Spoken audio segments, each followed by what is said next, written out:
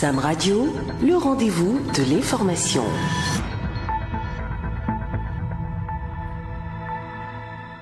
Bienvenue sur l'hebdo de Sam Web Radio, disponible sur l'ensemble de nos canaux digitaux, dont le nombre d'abonnés est sans cesse croissant, à l'adresse Sam Web Radio 1. Drame, tragédie, mort, brûlure, pleurs, tristesse. Les journaux n'y sont pas allés par quatre chemins pour relever la gravité de l'incendie de Sémécraqué en fin de semaine dernière. Visa Info a constaté que le ciel était noir d'une épaisse fumée qui situait l'entrepôt d'où partait le feu qui embrasait des vies et des biens. Info Matin n'en peut plus des catastrophes qui s'enchaînent depuis quelques semaines. Les inondations du début de mois ont donc laissé place au ravage d'un feu qui est celui de trop, s'alarme le matinal. Selon plusieurs témoins, l'incendie se serait déclenché peu avant 10 heures suite à l'explosion d'un dépôt frauduleux d'hydrocarbures de 1000 m². En l'espace de 8 mois, après l'accident meurtrier de la région de Dassa, notre pays fait à nouveau un bilan macabre d'au moins 34 morts selon les chiffres annoncés par le ministre de l'Intérieur et de la Sécurité publique. Le coupable ? Le phénomène du commerce illicite de carburant, titre Nord-Sud Quotidien. La Nation rapporte les propos du ministre d'État en charge de l'économie et des finances qui relève le caractère illicite et dangereux d'une activité à laquelle s'adonnent des dizaines de familles qui ne le font pas parce qu'elles veulent s'exposer aux risques liés à la contrebande ou parce qu'elles aiment inhaler ces produits qui les rendent malades, mais parce qu'elles n'ont pas le choix. Au total, 54 000 points de vente de l'essence frelatée ont été recensés au Bénin. C'est un énième cas qui interpelle notre conscience collective, affiche Ducoin Info. La guérite est aux côtés de Madame Claudine Prudencio qui s'incline devant la mémoire des victimes. Le flambeau relaie les condoléances adressées aux familles éplorées par les partis politiques que sont l'UP Renouveau, le Bloc républicain, les démocrates, la FCBE. L'autre quotidien remarque la présence du gouvernement au chevet des familles endeuillées quelques heures après le drame.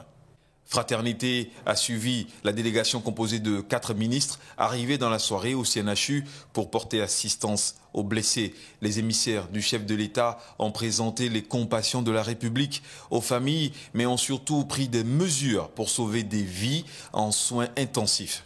Ils ont annoncé que les blessés seront pris en charge gratuitement en même temps que des dispositions d'ordre sanitaire sont prises pour maîtriser la situation.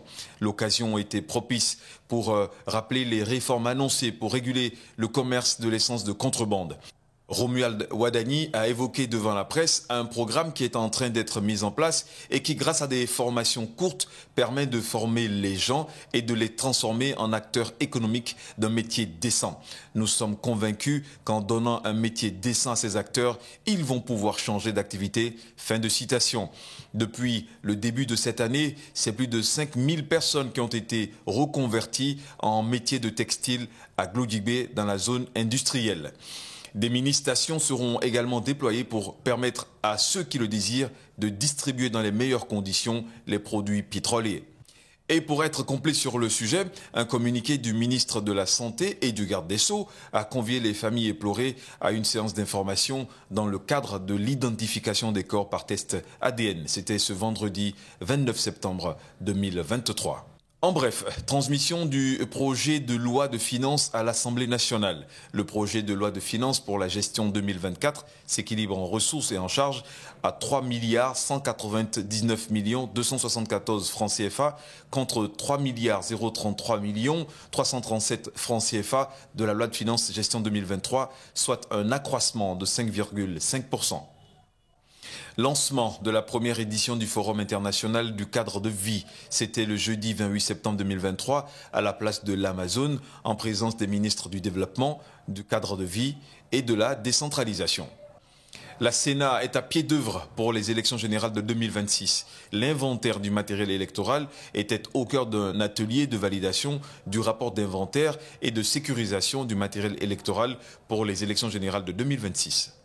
Les membres du bureau politique de l'Union progressiste Le Renouveau se sont réunis le samedi dernier au Palais des Congrès de Cotonou. Il était question de faire le point de la récente tournée des députés du parti dans tout le pays pour des séances de réédition des comptes à leur mandant. Premier congrès du Parti Les Démocrates les 14 et 15 octobre 2023 à Parakou. En prélude à cette rencontre de la formation politique de l'opposition, le comité d'organisation a levé le voile sur les sujets qui seront au cœur des échanges. Le parti va faire le bilan de ses activités. Cotonou accueille du 11 au 14 octobre prochain le congrès de l'Association internationale des maires francophones. À l'ordre du jour, la revue de la stratégie d'action pour 2024-2028 et la sensibilisation des acteurs de la gouvernance mondiale de la nécessité d'un rôle plus accru des villes. Célébration de la Gani à Niki, la capitale du royaume des Batombou et Bo, a été prise d'assaut ce jeudi 28 septembre par des milliers de festivaliers. Cette édition est caractérisée par une ferveur particulière car elle est la première sous le règne de son Altesse impériale Sero Toru Tukosari depuis son intronisation dimanche 15 janvier dernier. C'était donc la revue de la presse hebdomadaire signée de Sam Web Radio. Prenez bien soin de vous. À bientôt. Sam Radio, le rendez-vous de l'information.